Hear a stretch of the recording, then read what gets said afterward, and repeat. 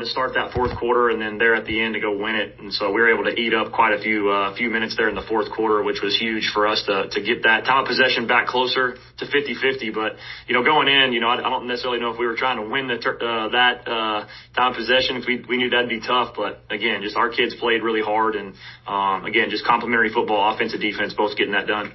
There were a few times where it seemed like the offense was a little bit more conservative, whether that was the draw play or a field goal there late to only make it 13. How much of that, though, was because you guys were seeing the defense play well and you trusted them?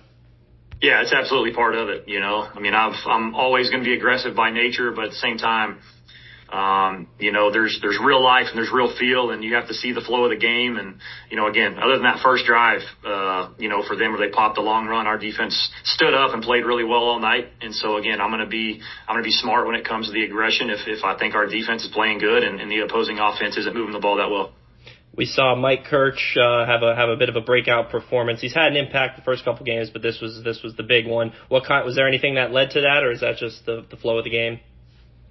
A little bit of both. We had a couple plays drawn up that we felt like the tight end would be really open, and the few that we called to him were, and that's what you want, whenever you're game planning all day, on a Monday, and you see stuff that you want to attack, you attack it, and that's what it's supposed to be, and so to me those are what I kind of call gimme plays, whenever you draw it up the right way, your guys execute the right way, they should be where they are, and so we saw some stuff, and again he did a really good job of just doing his job too, and very simple football and being where he's supposed to be on that first seam touchdown and being in the flat on the next touchdown where he's supposed to be, and then the pop pass late was a huge one for us, and again just something we saw schematically we thought we could take advantage of.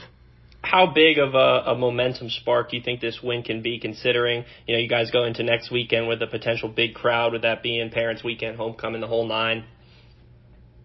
Yeah, I think it can be huge for us. We've got to get back to Boca here. We got a long trip home, get back, get some rest, and then get back to work. That's going to be number one. Make sure we get everybody back.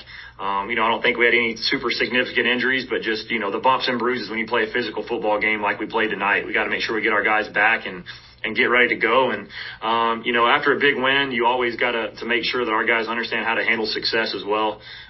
So we'll be harping on that. And again, mainly continue to harp on what we've been harping on, the details and playing disciplined football. And, but man, I think our guys it was fun to see the guys in the locker room after the game, just the energy and, the smiles and how happy everybody was. So, this could definitely be some big momentum for us moving forward. Last one for me. Thank you. You mentioned momentum. This seemed like the first time since the FAMU game you guys had momentum going into the half there. How big was it keeping them off the scoreboard and taking that momentum into the locker room? Yeah, huge. Again, just for us to be able to get them back, and for us to force them to have to kick a field goal, a deep field goal, and for them to miss it. Just massive momentum going into half. And again, we're still not perfect in that third quarter where we're trying to get to, but definitely better. And again, just proud of our guys. So anytime we can carry a little bit of momentum going into halftime, it's been good for us.